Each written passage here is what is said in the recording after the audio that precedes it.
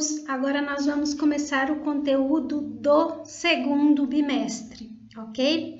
E o primeiro conteúdo que a gente vai estar vendo é sobre advogado empregado, ok?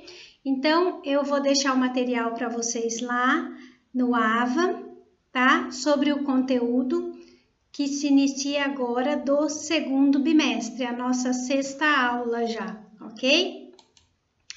Bom, o advogado empregado, ele vai ter artigos no estatuto, no regulamento e no código de ética, ok? No estatuto ele vai estar lá do artigo 18 ao 21, no regulamento vai ter no artigo 3º e depois no artigo do 11 ao 14, e depois no código de ética ele vai estar lá no artigo 4 e no 25, ok? Eu coloquei ali para vocês primeiro no material de vocês um conceito de empregado, tá? Esse conceito aqui de empregado, ele vai estar lá no artigo 3º da CLT, tá? Então, esse conceito de empregado, ele não vai estar nem no estatuto, nem no regulamento, nem no código de ética, tá?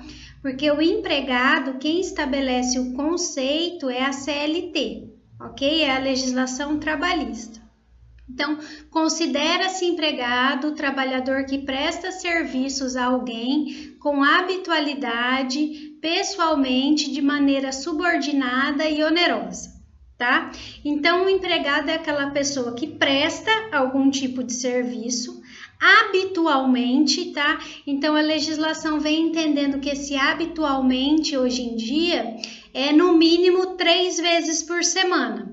3 vezes por semana já configura essa habitualidade. Pessoalmente, quer dizer, ele não pode enviar uma outra pessoa para realizar aquele trabalho. De maneira subordinada, essa subordinação, o que é?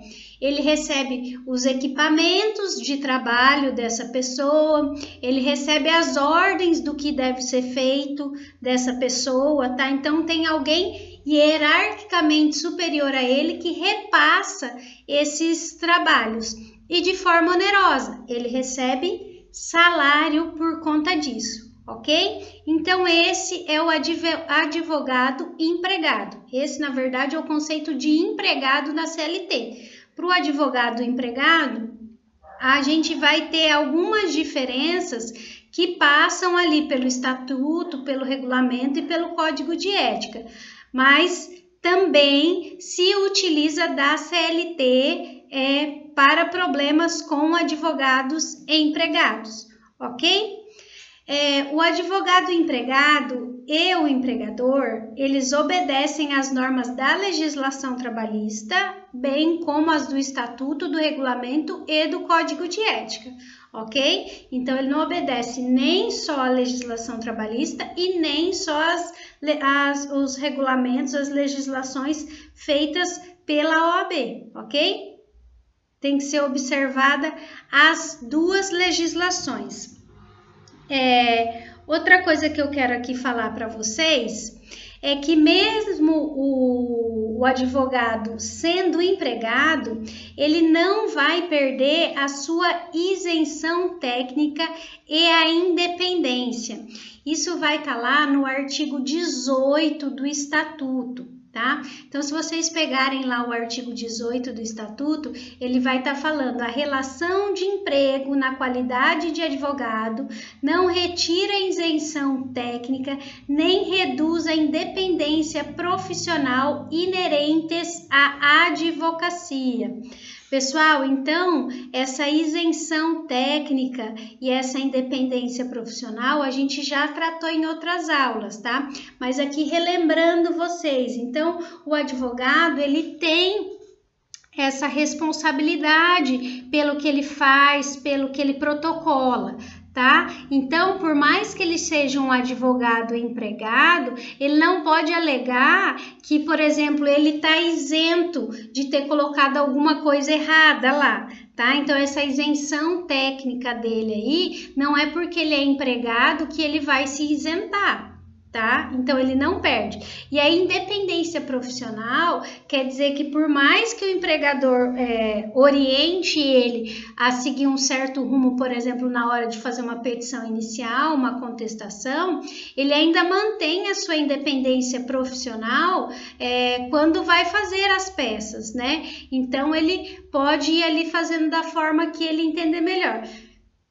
Gente, eu quero deixar uma coisa bem clara aqui. Isso é o que está no estatuto, tá? Isso é o que o estatuto prega.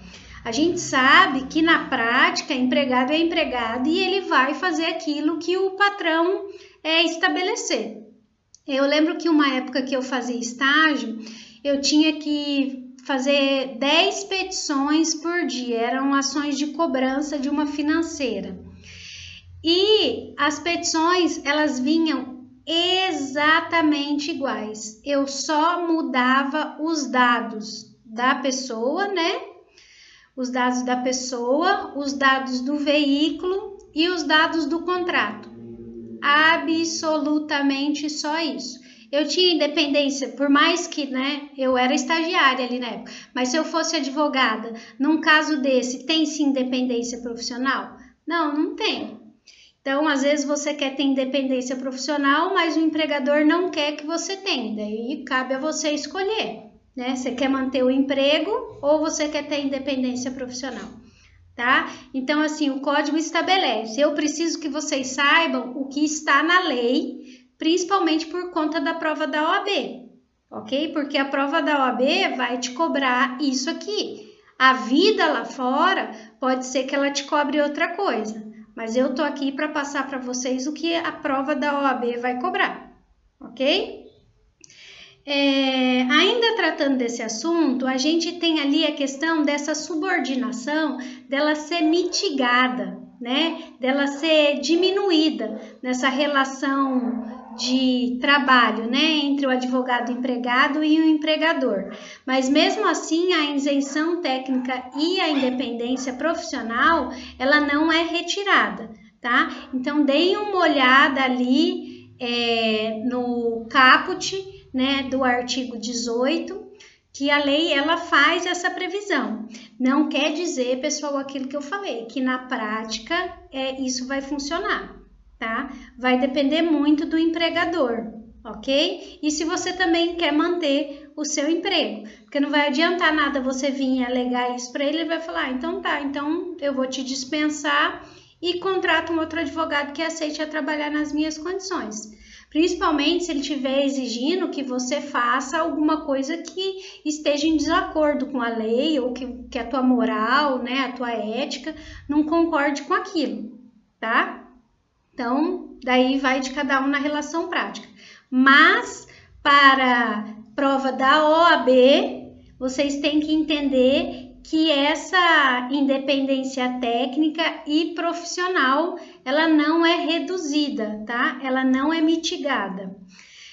Ali no parágrafo único do artigo 18, ele vai estar falando que o advogado empregado, ele não está obrigado a realizar serviços advocatícios que estejam fora da relação de emprego, tá? Então, você é contratado lá para peticionar em processos de clientes e né, fazer audiências e tudo mais.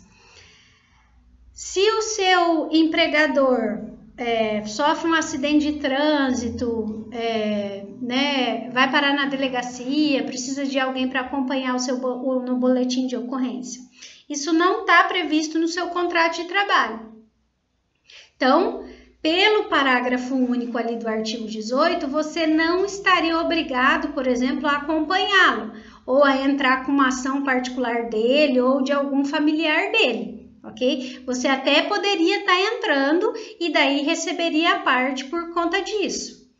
Pessoal, isto também a gente volta àquela questão, é o que a lei estabelece. Eu estou aqui para ensinar vocês o que vai ser cobrado na prova da OAB, ok? Mas lá fora a gente sabe que isso é muito difícil, né? A maioria de vocês trabalha e sabe que a gente acaba fazendo coisas, né, que não são da nossa função. né? Por exemplo, uma vendedora de loja, ela acaba varrendo a loja, ela acaba tirando o pó da loja, às vezes limpando um banheiro, fazendo um serviço administrativo, indo no banco, né? Então, essas coisas também acontecem com o advogado, tá? Mas lembrem-se, se cair na prova da OAB, vocês têm que colocar que ele não é obrigado, ok? Porque a gente tem que colocar o que está de acordo com a lei, tá? Então, lembrem-se disso. Outro ponto aqui é sobre o salário mínimo do profissional advogado, que ele está ali no artigo 19 no Estatuto, tá? Então, a gente tem um piso ético estabelecido. Aqui no Paraná, hoje, esse piso ético, ele está no valor de R$ 3.685. Quando eu fui colocar o valor aqui na aula para vocês, eu verifiquei em outros estados. Brasília, por exemplo, que é um dos estados onde a advocacia é mais cara, né? Até por conta dos tribunais superiores que a gente tem lá, esse piso ético, ele tá na faixa de mais de R$ 4.000, tá? Ele tá ali na faixa de uns R$ 4.800, esse piso ético para os advogados iniciantes, tá? Então, normalmente esse piso ético é para advogados iniciantes. Lembrando, esse piso ético, ele é um piso, tá? Ele não é obrigatório, não é o que acontece na prática, tá? Então, muitos escritórios de advocacia não contratam advogados nesse valor, tá? Normalmente eles contratam num valor menor e às vezes passam um valor de porcentagem dos honorários, tá?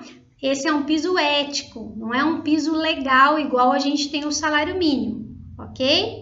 Tá? Então, ele vai estar ali no artigo 19, que vai estar falando o seguinte: o salário mínimo profissional do advogado será fixado em sentença normativa, salvo se ajustado em acordo ou convenção coletiva de trabalho. Então, você também pode concordar, por exemplo, ali no contrato individual de trabalho. A OAB, ela faz esse piso ético para orientar, tá? Não é que ele seja lei, você não vai poder entrar com uma ação falando que não estão te pagando ali o mínimo ético, tá? Que isso não vai colar, ok? Só para lembrar vocês, se um advogado empregado tiver algum problema trabalhista, ele vai ter que entrar com uma ação na vara do trabalho, tá? Ele vai ter que procurar a Justiça do Trabalho. Ele não procura a OAB para resolver esse tipo de conflito. Ok? Ele tem que procurar a Justiça do Trabalho do mesmo jeito que qualquer outro tipo de empregado, ok? Agora a gente vai começar a falar sobre a jornada de trabalho do advogado empregado. A jornada de trabalho do advogado empregado, ela é diferenciada do empregado seletista, tá? Então, ali, se vocês pegarem o artigo 20 e os parágrafos, vocês vão estar vendo ali as diferenças que a gente tem, tá? Então, sobre a jornada de trabalho, ela está disposta ali no artigo 20 do Estatuto, e ali no caput ele já começa dizendo que ela deverá ser de apenas 4 horas diárias e 20 horas semanais, salvo acordo coletivo ou dedicação exclusiva, tá? Então, salvo aquele acordo dos sindicatos ou a dedicação exclusiva. Professora, o que é dedicação exclusiva? Por exemplo, aquela pessoa que passa num concurso público, o procurador, ele tem dedicação exclusiva, então é colocado lá no edital que exige-se dedicação exclusiva. Então, esse camarada, ele pode trabalhar 40 horas semanais e 8 horas diárias. O defensor público, lembra aquelas pessoas que a gente viu lá da advocacia pública? Então, todos aqueles lá, eles podem se encaixar aqui como dedicação exclusiva. Ou ser feito um contrato individual de trabalho, né? E conste uma cláusula de dedicação exclusiva, onde esse advogado ele vai poder estar trabalhando as 8 horas diárias, né? E as 20 semanais. O contrato que não tiver isso, ou o concurso que não constar essa questão da dedicação exclusiva, o advogado só pode trabalhar 20 horas semanais e pode prestar serviços a outro escritório ou ter o seu próprio escritório, tá? Ter as suas próprias ações, quando ele não tem essa dedicação exclusiva. Vou ler o caput aqui para vocês do artigo 20, então. A jornada de trabalho do advogado empregado no exercício da profissão não poderá exceder a duração diária de 4 horas contínuas e a de 20 horas semanais, salvo acordo ou convenção coletiva ou em caso de dedicação exclusiva, ok?